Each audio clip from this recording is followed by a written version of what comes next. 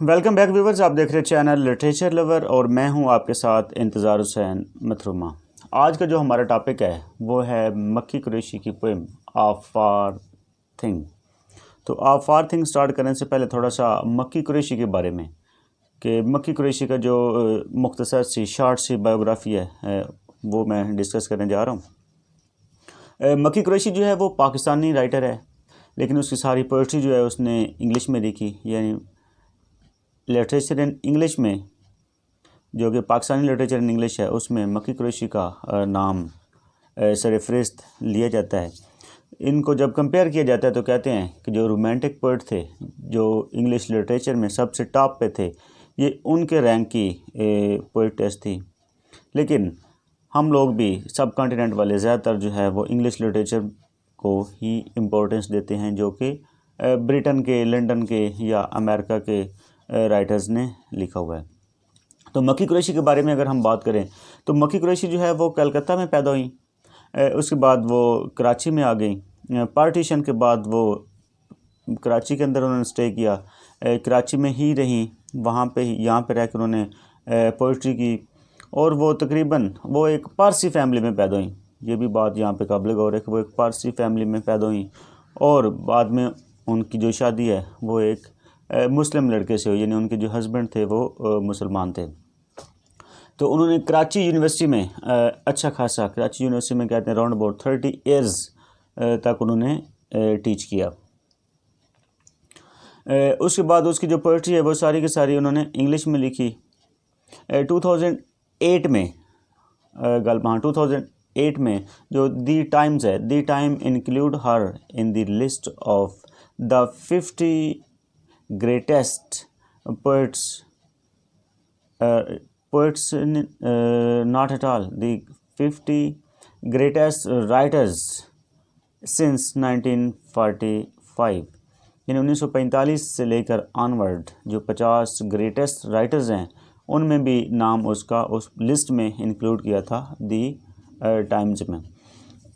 मक्की कुरैशी को first female poet of Pakistan भी कहा जाता है और उसके हस्बैंड मुसलमान थे।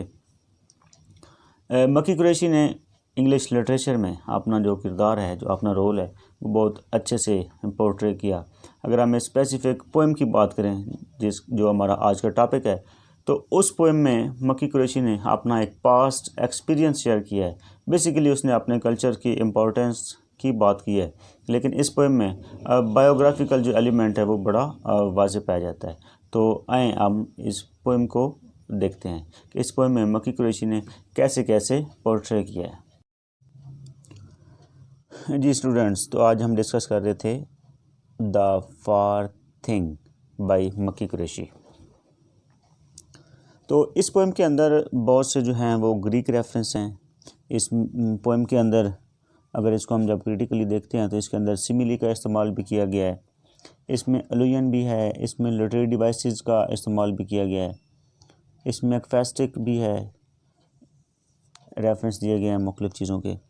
तो इसको हम जो है ना वो अगर गौर से देखें तो ये जो हमारे पास पोएम है ना, इसमें जो वर्ड यूज़ हुआ है आई पाइन कौन, ये बेसिकली इसके अंदर रेफरेंस दिया गया है। इसको ये नॉमिनेट कर रहा है, ये डिस्क्राइब कर रहा है कल्चर को, जो हमारा कल्चर है स्पेसिफ़िकली पाकिस्तानी कल्चर उसको। तो इसकी अगर हम मूड की बात करें, इस पोएम की मूड की, तो वो जो है पोएम का मूड जो है वो ऑप्टिमिस्टिक है।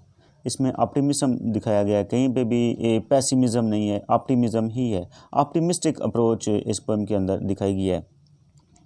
और अगर हम टून की बात करें तो इस पोएम की जो टून है वो डिस्क्रिप्टिव है, डिस्क्राइब किया गया चीज़ों को, डिस्क्रिप्शन है और बड़े कन्वर्सेशनल स्टाइल में बात की गई है। और इसका जो नरेटर है वो बज़ात खुद पोइट हिमसेल्फ है, और जब पोइट हिमसेल्फ इसका नरेटर है तो इसके अंदर एक जो है वो बायोग्राफिकल एलिमेंट बड़ा वाज़ेह है कि पोएम जो है उसने जो इसकी पोइटेस है मक्की कुरैशी, उसने अपनी बायोग्राफ़ी यानी उसने अपना एक्सपीरियंस, पास्ट एक्सपीरियंस जो है उसको शेयर किया है। तो डेफिनेटली इसमें जो है वो बायोग्राफ़ी का एलिमेंट बड़ा वाज़ेह है। और ये पोएम जो है वो फ्री वर्स में लिखी गई है। और ये पोएम बेसिकली जब इसमें वो बायोग्राफिकल एलिमेंट है तो उसकी मेमोरी से रिलेटेड है, यानी उसकी एक वो पास्ट मेमोरी है, पास्ट याद है, उससे रिलेटेड जो है ना ये पोएम लिखी गई है। अ फार थिंग जो है ये रिप्रेजेंट कर रहा है इंसान की अनफुलफिल विशेस को, डिज़ायर को, ख्वाहिशात को, तमन्नाज को, फीलिंग्स को, यानी वो वाली फीलिंग्स, वो वाली ख्वाहिशात, तमन्नाज जो इंसान की पूरी नहीं होती, जिनके लिए इंसान कोशिश करता है, उनको फुलफ़िल करने की कोशिश करता है, या वो इंसान के माइंड में जो है वो चलती रहती हैं। तो ये उनकी तरफ एक रेफरेंस है, उनकी तरफ एक इशारा है। अ फार थिंग यानी मेमोरी भी है, वो वाले गोल्स या वो वाली डिज़ायर्स जो अभी अनफुलफिल होती हैं, उनकी तरफ इशारा किया गया है। उसके बाद इसमें अगर चीज़ों को देखा जाए तो ये ज़रा जो है इसने प्लांट्स को, यानी नेचुरल एलिमेंट भी इसके अंदर है कि प्लांट्स को डिस्क्राइब किया गया है, तो इसको हम बॉटनिकल इमेजेस भी कहते हैं कि बॉटनिकल इमेजेस इसमें यूज़ किए गए, जैसे पाइन कोन है। इसी तरह आगे नार्दर्न का जिक्र किया गया है इसके अंदर। इस टाइप की जो चीज़ें हैं वो हमें शो कर रही हैं। लिटरेरी डिवाइसेस का डेफिनेटली इसके अंदर यूज़ किया गया है। उसके बाद हम इस पोएम की अगर हम समरी की बात करें तो वो कहती है, यानी जो इस पोएट की शायरा है वो कहती है कि उसने कई साल पहले एक वो पाइन कोन लेकर आई थी, और वो पाइन कोन जो है वो लेकर आई थी कि वो अपने बच्चे को दिखाएगी, उसको ऑब्ज़र्व करेगा और उससे वो कुछ ना कुछ सीखेगा। तो वो कहती है ये जो पाइन कोन है ये बेसिकली एक रिप्रेजेंट कर रहा है कल्चर को, यानी वो जो कई साल पहले एक कल्चर लाई थी अपना, उसका कल्चर जो वहाँ पे उसके घर में है। तो बेसिकली आपको पता है कि मक्की कुरैशी जो है ये कराची की रहने वाली है, कराची से है, बायोग्राफी मैंने स्टार्ट में भी बताई है। तो ये पाकिस्तानी कल्चर जो है उसको रिप्रेजेंट कर रहा है पाइन कोन। तो वो कहती है कि ये कई अर्सा पहले मैं लेकर आई थी ऑब्ज़र्व करने के लिए कि जो मेरा बच्चा है, मेरा चाइल्ड है, वो इसको ऑब्ज़र्व करेगा, और वो कई साल गुजरने के बाद अभी भी जो है वो मेरे ड्रायर में पड़ा हुआ है, और अगर मैं चाहती तो मैं उसको कहीं पे फेंक सकती थी, लेकिन मैंने फेंका नहीं है, ताकि मैं उसको क्योंकि संभाल के रखना चाह रही थी, इसलिए वो मेरे ड्रायर में जो है वो सेव है। तो ये बेसिकली अब पाइन कोन सेव का मतलब ये है कि वो कहना चाह रही है कि जो हमारा कल्चर है वो हमारे पास सेव है, और मैंने अपने कल्चर को महफूज रखा हुआ है, महफूज बनाया हुआ है। उसके बाद इसमें फ्लावर का जिक्र किया गया है, यानी बेसिकली वो उसका जो स्ट्रक्चर है उस स्ट्रक्चर की बात करती है।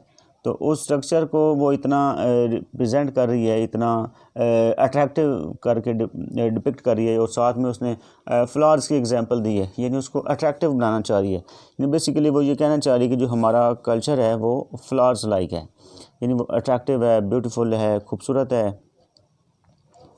इसके बाद वो ये भी कहती है कि इसके अंदर जो हमारा कल्चर है उसमें अभी गुंजाइश है, उसमें स्पेस है कि वो दोबारा जो है वो आ सकता है, यानी कहीं पे अगर उस पर डिक्लाइन है तो वो डिक्लाइन जो है वो दोबारा अरूज में आ जाएगा, यानी जो ज़वाल है वो अरूज में बदल जाएगा। तो यानी इसमें ऑप्टिमिज़म जो है वो अच्छा खासा दिखाएगा। It will grow in rain, तो ये वाली जो लाइन है इसको अगर आप गौर करें तो इसमें ऑप्टिमिज़म दिखाएगा, यानी पोइट की जो अप्रोच है, पोइटेस की जो अप्रोच है वो ऑप्टिमिस्टिक अप्रोच है। तो ऑप्टिमिज़म है, यानी वो कहती है कि ये दोबारा ग्रो हो जाएगा जब बारिश होगी, यानी बारिश की भी उसको उम्मीद है और उसको इसके ग्रो होने की भी जो है वो अच्छी खासी उम्मीद है। ऑप्टिमिस्टिक अप्रोच उसकी है। उसके बाद अगर हम इसकी नेक्स्ट बात करें तो इसमें बॉटनिकल एलिमेंट्स अच्छे खासे उसने दिखाए हैं। यहाँ पे रेन भी है, उसके साथ ये गार्ड्स स्टेमन्स का जिक्र किया गया है, बोर्ड स्कल्पचर्ड फ्लावर का जिक्र किया गया है। तो ये वाली जो चीज़ें हैं ये बॉटनिकल डिस्क्रिप्शन की तरफ इस चीज़ को ले जाती हैं। ऑटोबायोग्राफिकल एलिमेंट्स जो है वो डेफिनेटली इसमें है, क्योंकि वो अपना एक्सपीरियंस शेयर कर रही है, तो एक्सपीरियंस जो है वो डेफिनेटली अपना ऑटोबायोग्राफी ही होती है। तो वो जैसे दिखाती है कि वो जो इसका स्ट्रक्चर है, स्ट्रक्चर के बारे में बात जब करती है ना कि the carved petals crown on crown are lifted to no visible sun, तो यहाँ पे अगर देखें तो उसके स्ट्रक्चर की बात कर रही है कि उसका जो स्ट्रक्चर था वो कैसा था, यानी ये बेसिकली डिस्क्रिप्शन है। यानी इस पोएम का जो स्टाइल है वो डिस्क्रिप्टिव स्टाइल है, चीज़ों को डिस्क्राइब कर रही है, डिस्क्रिप्शन दे रही है पूरी की पूरी। और नेक्स्ट लाइन में वो कहती है I put it back it has like the bronze. तो इसमें सिमिली का इस्तेमाल किया गया है, साथ ही अलुयन है, उसके अलावा लिटरेरी डिवाइसेस इसमें यूज़ की गई है। यानी एक चीज़ का जो है वो दूसरी चीज़ के साथ रेफरेंस शो किया गया है। जैसे आप अगर इसको रेफरेंस को देखें, ब्रॉन्ज के बाद है कैशियर रेडीनेस, तो ये एक रेफरेंस है। कैर्टियर क्या है, कैर्टियर ऑफ डेल्फी, यानी एक वो स्पेसिफिक चीज़ की तरफ उसने इशारा किया है, रिफ़र किया है। For the far thing monolithic as a mountain pine, his wide gaze unfocused। तो ये अगेन रेफरेंस आया गया है स्टैचू ऑफ अपोलो का, जो कि ग्रीक रेफरेंस है। तो ये अगर देखें तो इसमें रेफरेंस जो हैं एलुजन हैं वो बहुत ज़्यादा हैं, यानी इसमें फ्री वर्ड्स का इस्तेमाल किया गया है। ऑप्टिमिस्टिक अप्रोच है, मूड जो है वो डिस्क्रिप्टिव है, और इसका जो स्टाइल है वो नैरेटिव स्टाइल है, और नरेटर जो है वो बज़ात खुद पोइट है, यानी पर्सोना ऑफ द पोएम है। और ये मेमोरी से रिलेटेड कर रहा है, यानी रिलेटेड टू मेमोरी है।